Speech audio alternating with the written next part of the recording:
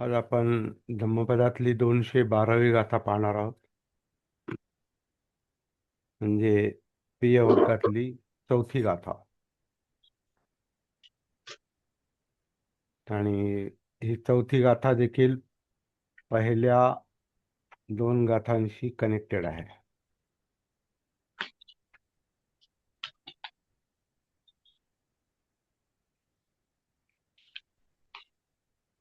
पियतो जायते शोको पियतो जायते भयं पियतो विप्पमुत्तस्य नत्थी शोको कुतो भयं.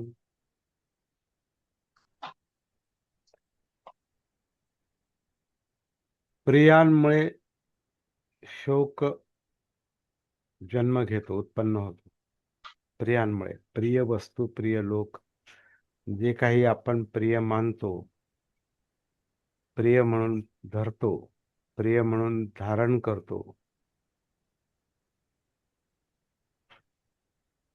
तर त्याच्यातून शोकच उत्पन्न होतो. त्याचं कारण असं आहे, प्रिय हे टिकून राहत नाही.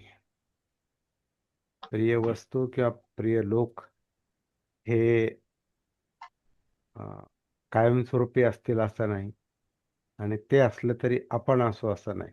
त्यामुळे किंवा आपली परिस्थिती बदलू शकते. प्रिय वस्तू, प्रिय लोक हम्म. हे पण, यांचा पण वियोग होऊ शकतो. ते आपल्यापासून दूर जाऊ शकतात, परिवर्तन होऊ शकतं. तर जे जे प्रिय म्हणून मनात धारण केलेलं असतं, ते जर परिस्थितीनुसार बदललं नाही, ते जर फिक्स असेल, प्रिय गोष्टी जर, प्रिय वस्तू, गोष्ट, प्रिय मनुष्य, जे काही प्रिय असेल ते, आणि आपण स्वतः सुद्धा, प्रिय हा जो विषय आहे मनाचा, चित्ताचा, विशेषतः चित्ताचा, कारण चित्तामध्येच प्रिय अप्रिय आहे.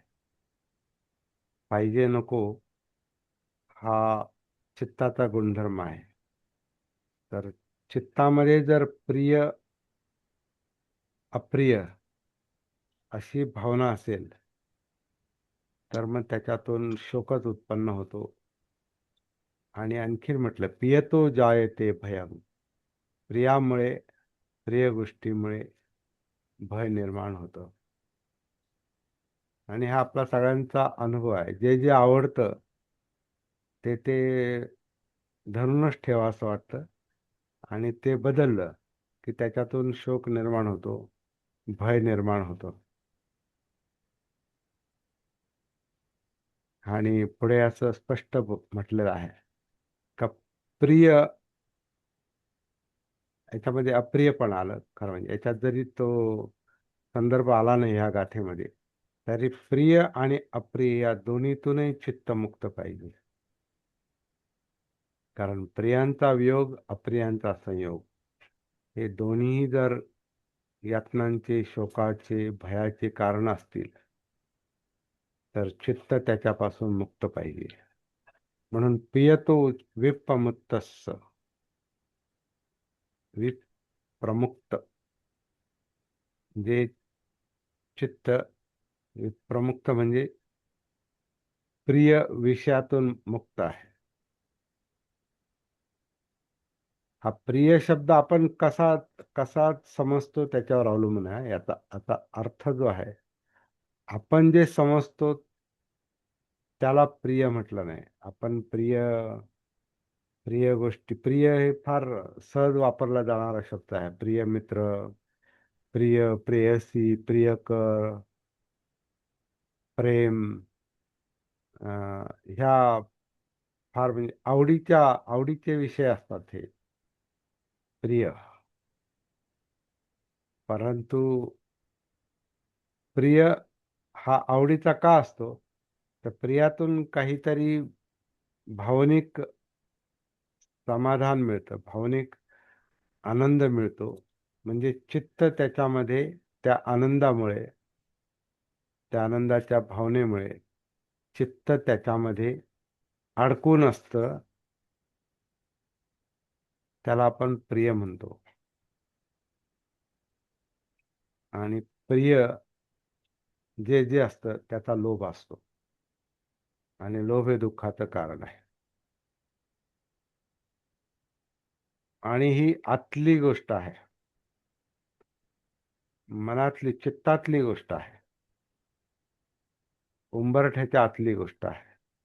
विषय बाहेर असतील, पण प्रिय भावना आणि अप्रिय भावना, म्हणजे पाहिजे नको, प्रिय पाहिजे अप्रिय नको. कारण प्रियातून सुख मिळतं, सुख पाहिजे, दुःख नको. म्हणजे हे सुखदुःखाशी निगडीत हा विषय आहे. प्रिय त्याला म्हणतात ज्याच्यातून सुख मिळतं, अप्रिय त्याला म्हणतात ज्याच्यातून दुःख होतं. आवड आणि नावड, प्रिय अप्रिय म्हणजे आवड आणि नावड. प्रिय, आवड, सुखासाठी, आनंदासाठी. नावड हे दूर लोटण्यासाठी, नको, जे आपल्याला आवडत नाही. आणि आवडतं ते पाहिजे. मग आवडीचं खाणं असेल, आवडीची माणसं असतील, आवडीचे आवडीच्या वस्तू असतील, प्रिय वस्तू असतील, हा, आवडीचं संगीत असेल, आवडीचे अत्तर असतील, सेंट असतील, म्हणजे गंध, आवडीचा वास असेल, आवडीचा, अगदी आवडीचा मसाला असेल, आवडीचं जे जे गंधाला जे आवडीचं आहे ते सगळं गंध, तो प्रिय, तो प्रिय, आवडीचा विषय म्हणजे प्रिय असतो तो, तो पाहिजे. आवड, प्रिय म्हणजे पाहिजे. पाहिजे म्हणजे आसक्ती, धरून ठेवणं, होल्ड करणं, माझं म्हणणं, मला पाहिजे. प्रिय अप्रियच्या पाठीमागे मी असतो. मला पाहिजे, माझ्या आवडीचं.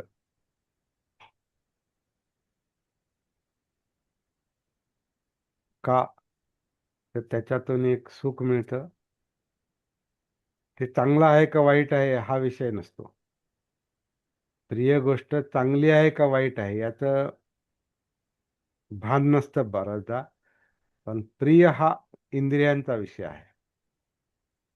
मनाचा विषय म्हणजे इंद्रियांचा विषय. का, मन हे पण इंद्रियच आहे, 6वं इंद्रिय मानलेलं आहे.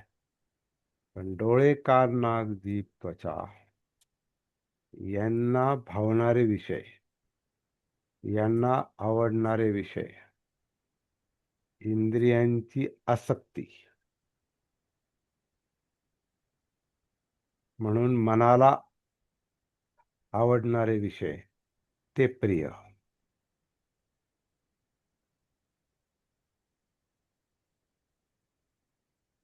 आणि ते पाहिजे, ते मला पाहिजे आणि पाहिजेच.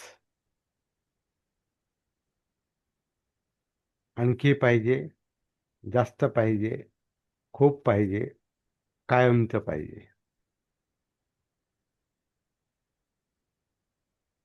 आणि खूप आणि कायमचं, जास्त, हम्म. हे असं कितीही म्हटलं तर ते आपल्या हातात नाही.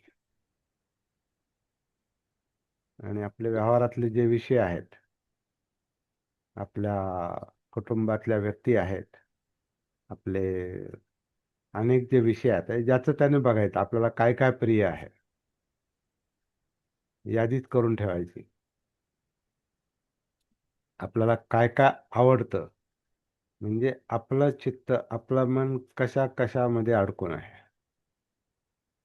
हे सगळं आपल्या शोकाचं आणि भयाचं कारण आहे, असं ही गाथा सांगते.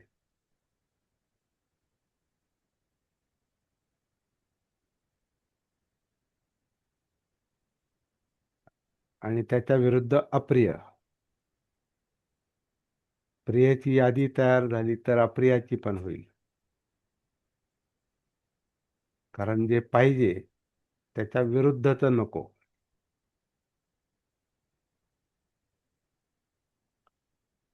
म्हणजे काळे केस मला प्रिय आहेत तर मग पांढरे नको. इतकं सरळ आहे ते. मला जर काळे केस आवडतात तर मग पांढरे नको. तर काळे केस हे माझ्या जर आनंदाचा विषय आहे, सुखाचा विषय आहे, तर पिकलेले केस, पांढरे केस हा माझ्या शोकाचा विषय आहे. हा माझ्या भयाचा विषय आहे.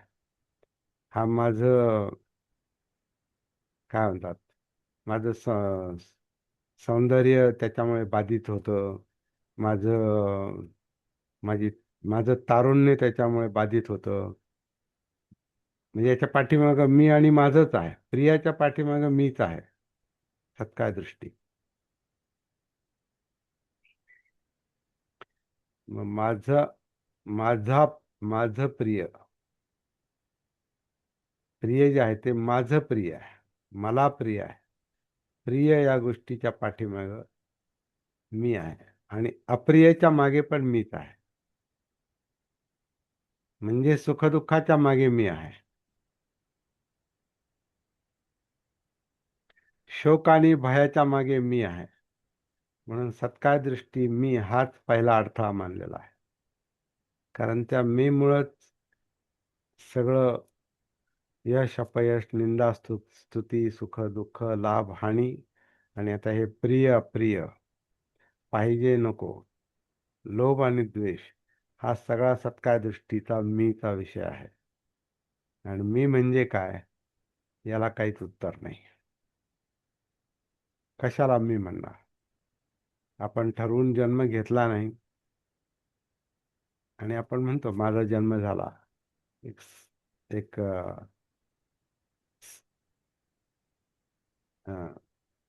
ती एक सहजच ती मानसिकता बनते. म्हणजे आपल्या जन्माशी आपला मी जडलेला असतो, जखडलेला असतो किंवा आपल्या मीशी आपला जन्म जखडलेला असतो. म्हणून आपल्याला वाढदिवस फार प्रिय असतो. आपला वाढदिवस आपण साजरा किंवा आपण साजरा करावा किंवा कुणीतरी साजरा करावा आणि जास्तीत जास्त लोकांनी मला विश करावं, शुभेच्छा द्याव्यात, शुभेच्छा पाठवाव्यात. मग ते सगळे प्रिय. तर मला वाढदिवस प्रिय आहे. माझा जन्मदिवस प्रिय आहे. आणि जन्म आठवत नाही. जन्म माहिती नाही. जन्म ठरवून घेतलेला नाही. जन्मतारीखही दुसऱ्यांनी सांगितलेली आहे आपल्याला, कुणीतरी. त्याची नोंद झालेली आहे. तो आपला जन्मदिवस. वेळ वगैरे लिहून ठेवलेली असेल, कोणी सांगितलेली असेल तर हां अमक्या वाजता जन्माला आला, तर थोडंसं वेळेला आपण धरून चालतो. या वेळेला जन्म झाला.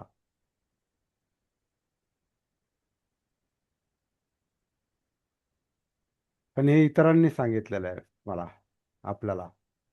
म्हणजे माझा जन्म 29 एप्रिलला दुपारी 12 वाजता, 12च्या दरम्यान झाला. हे माझ्या वडिलांनी लिहून ठेवलं किंवा माझ्या वडिलांनी सांगितलं. कारण त्या वडील शिक्षक होते आणि परीक्षा झालेल्या होत्या. एप्रिलच्या आधी परीक्षा झालेल्या होत्या आणि पेपर तपासायचं काम चालू होतं काहीतरी. आणि कुणीतरी शाळेमध्ये निरोप घेऊन आलं का मुलगा झाला म्हणून. तर ती वेळ वडिलांनी लक्षात ठेवली. म्हणजे ती वेळ वडिलांनी मानली, हा ह्या ह्या वेळेला आज जन्म झाला. तर त्यांनी सांगितलं 29 एप्रिल, पण मला माझा जन्म आठवत नाही. पण माझा जन्म मला प्रिय आहे. माझा वाढदिवस कुणीतरी साजरा करावा, कुणीतरी मला विश करावं, शुभेच्छा पाठवाव्यात, हार घालावेत, फुलं द्यावेत, शुभेच्छा कार्ड पाठवावं आणि असं असं असं असं. का? मी माझा जन्म धरून आहे. माझा जन्म मला प्रिय आहे. आणि विसंगती अशी आहे, मला ते आठवत नाही. मला माहिती नाही. आपल्याला आपला जन्म आठवत नाही, कारण ती आपली गाफील अवस्था असते, अजागृत अवस्था असते, सती नसलेली अवस्था असते.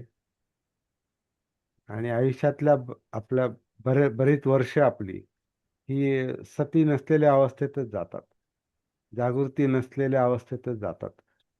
आणि त्या जागृत नसलेल्या अवस्थेतच आपले हे प्रिय अप्रियचे विषय दडलेले असतात. म्हणजे हा भ्रम आहे. प्रिय अप्रिय हा भ्रम आहे, कारण मी हा भ्रम आहे. म्हणून अनात्म, बुद्धांची महत्वाची शिकवण अनात्म.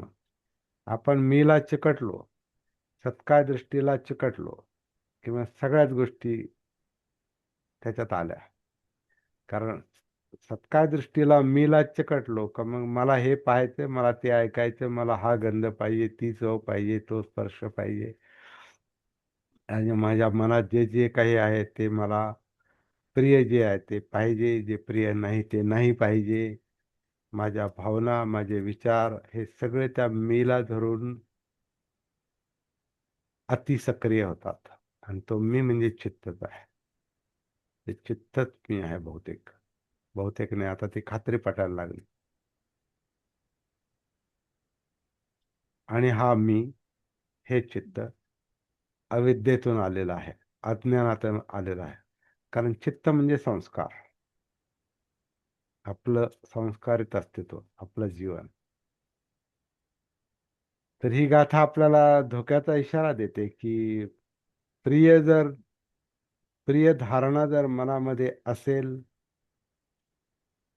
मी मध्ये, मी असल्यामुळे, आत्मभावामुळे, आणि त्याचं भान नसल्यामुळं, त्याची सती नसल्यामुळे, त्याच्याशी आपलं कनेक्शनच नाही. ते आपलं नैसर्गिकपणेच मी आलाय जन्माला, चित्तामुळे अस्तित्व आहे.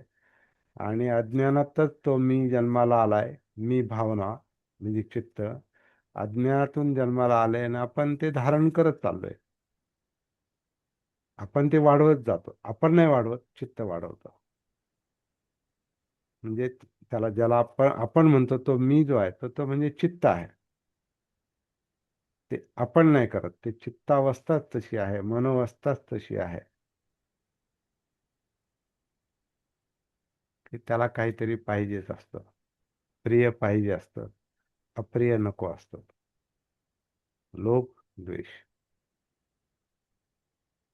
लोभ तृप्त झाला तर आनंद होतो, नाही झाला तर शोक होतो. लोभ म्हणजे प्रिय गोष्ट. ते प्रिय म्हणजे लोभच सांगायचं आहे खरं म्हणजे त्यांना. लोभातून शोक निर्माण होतो, कारण लोभाची गोष्ट, वस्तू ही प्राप्त होईलच, आणि झाली तरी कायमस्वरूपी होईल, याची काही शाश्वती नाही. म्हणून प्रियामुळे शोक, प्रियामुळे भय, प्रियातून मुक्ती झाली, प्रिय या विषयातून. म्हणजे कुठं ऍक्च्युअली कुठे जायचं आणि प्रिय सोडायचा आणि धरायचा असा काहीच मुद्दा नाही. नाही आता मी प्रिय धरणारच नाही का, असा त्याचा अर्थ नाही. ही मानसिकता आहे.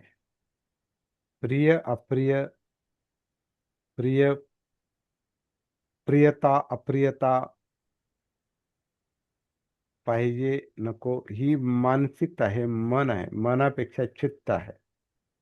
कारण चित्तच मनाला गती देतं, विचारांना गती देतं, आणि कृतीला गती देतं. वाणी आणि शारीरिक कर्म या सगळ्याला हे चित्त गती देतं. त्यामुळे हा प्रिय अप्रियचा विषय चित्ताशी संबंधित आहे, व्यक्ती वस्तू याच्याशी संबंधित नाही. प्रिय अप्रिय ही भावना आहे. भावना चित्त आहे, इमोशन्स.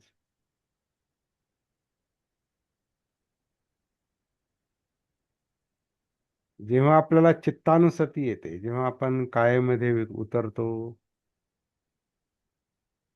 पद्धतशीरपणे, आणि नंतर सराव झाला की नॅचरली नैसर्गिकपणे आपण कनेक्ट होतो आतमध्ये.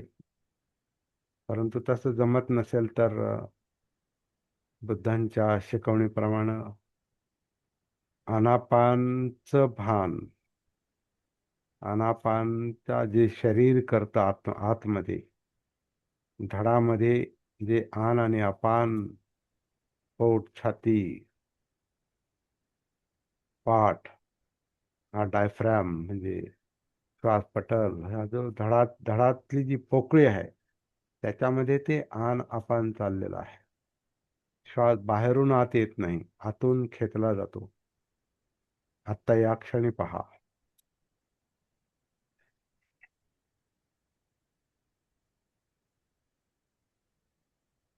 तर हे जे आन आणि अपान चाललेलं आहे, म्हणजे काया जी आन करते, आतून आत श्वास घेते, आतून बाहेर सोडते, हे त्याचं नैसर्गिक कार्य आहे शरीरात. आणि याचं नियंत्रण आपल्या ब्रेनमध्ये आहे.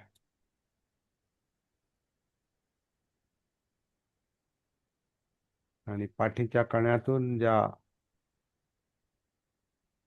या मज्जासंस्थेच्या मज्जासंस्थेच्या ज्या काही काय मज्जातंतू आहेत आणि मज्जापेशी आहेत, या पाठीच्या कण्यातून सगळ्या शरीरभर ज्या पसरलेल्या आहेत, त्यातले त्यातलं एक काम हे आन आणि अपानचं आहे.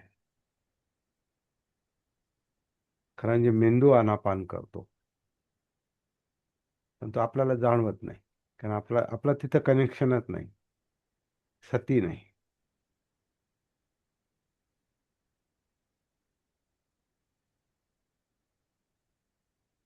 आता हे प्रिय अप्रिय, प्रिय अप्रिय आपण फार सोपे शब्द वाटतात, परंतु प्रिय अप्रियची भावना ज्या चित्तामध्ये दडलेली आहे, ज्या मज्जासंस्थेत दडलेली आहे, जी हाडामासात दडलेली आहे, पाहिजे नकोची भावना, त्या हाडामासात उतरल्याशिवाय ते विषय लक्षात येत नाहीत. कारण हे केवळ शब्द नाहीत, ह्या भावना आहेत. प्रिय अप्रिय, पाहिजे नको, लोभ द्वेष, या भावना आहेत, इमोशन्स आहेत, ज्याचा परिणाम सुख दुःख आहे.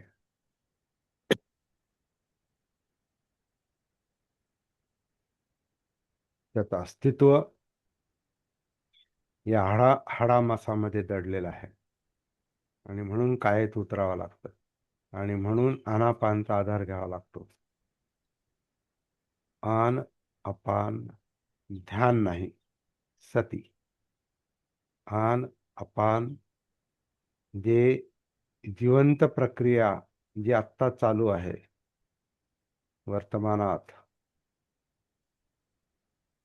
कायेच्या आतमध्ये, शरीराच्या आतमध्ये, या धडामध्ये, या जिवंत अस्तित्वामध्ये जे काही संस्कारित अस्तित्व आहे, त्याच्यामध्ये हे जे आन चाललेलं आहे, अपान चाललेलं आहे, याचं भान, याची जागृती म्हणजे आनापान सती.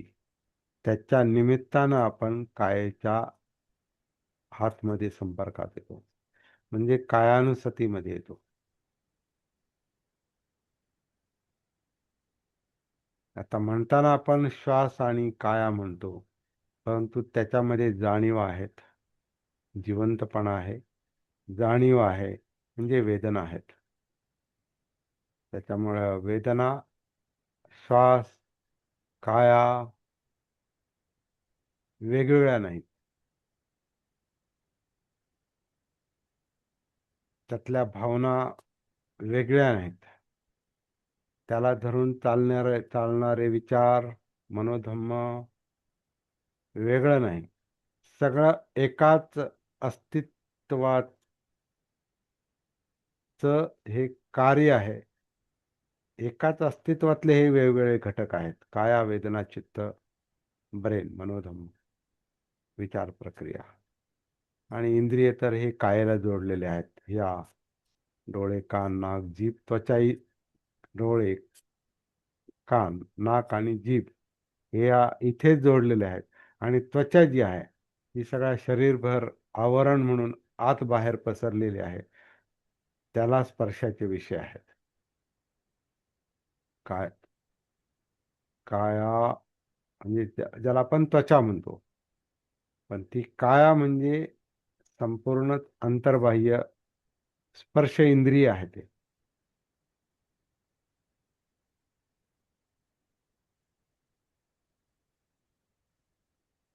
तर हळूहळू या सगळ्याची सती आपल्याला, जागृती आपल्याला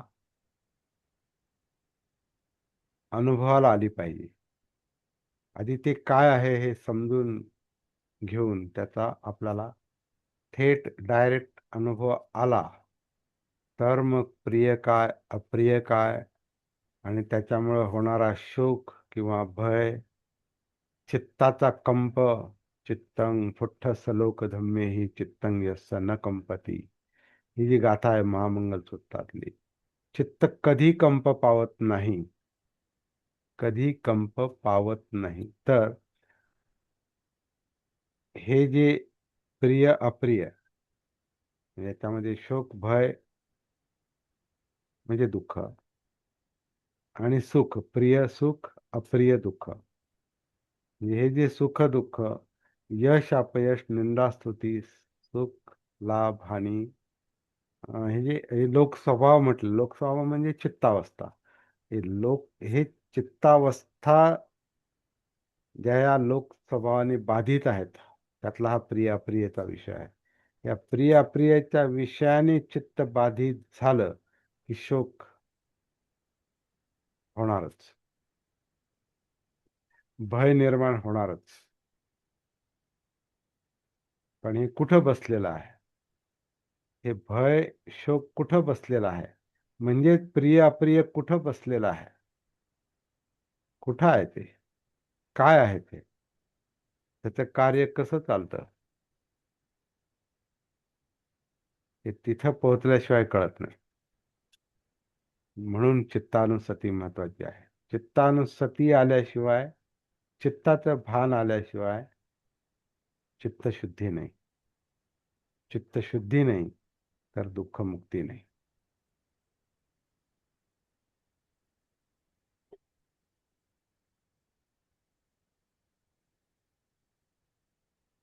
असा हा या गाथेचा एक अर्थ लागतो. आणखीन बरंच काय आपण याच्यावर विचार करू शकतो. पण काही विचार आता तुम्ही करा. चिंतेमुळं हा, बोला. चिंतेमुळं साधनेत अडचण निर्माण होते. बुद्धांना जो शोध लागला बुद्धगयेमध्ये, गयेमध्ये, शेवटी म्हणजे बुद्धत्व प्राप्तीच्या आधी, तो जागृतीचा शोध आहे. तो सतीचा शोध आहे.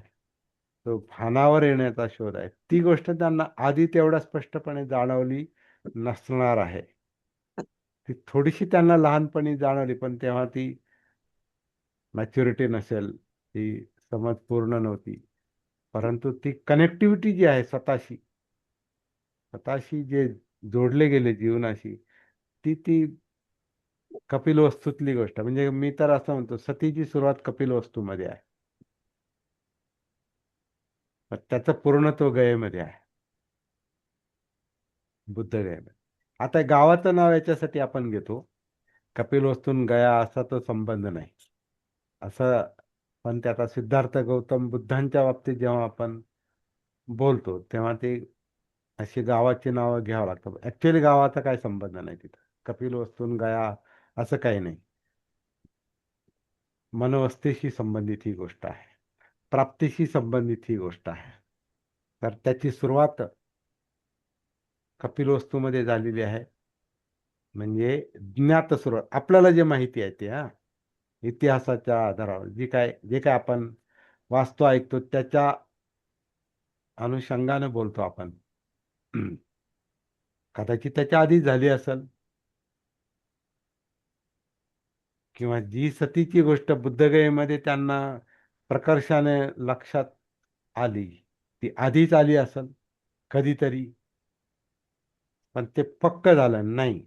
नुसतं एका गोष्टीचं ध्यान करून, एका गोष्टीला पकडून, एका गोष्टीच्या मागे जाऊन आपण सर्व गोष्टींचं अवलोकन नाही करू शकत.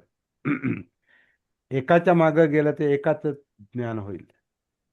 सर्वंकष जर समग्रता, सम्यकता, सम्यकता म्हणजे समग्रता आहे. सगळ्या गोष्टी कळतात. सम्यक म्हणजे सगळं कळतंय. योग्य अयोग्य दोन्ही बाजूचं कळतंय.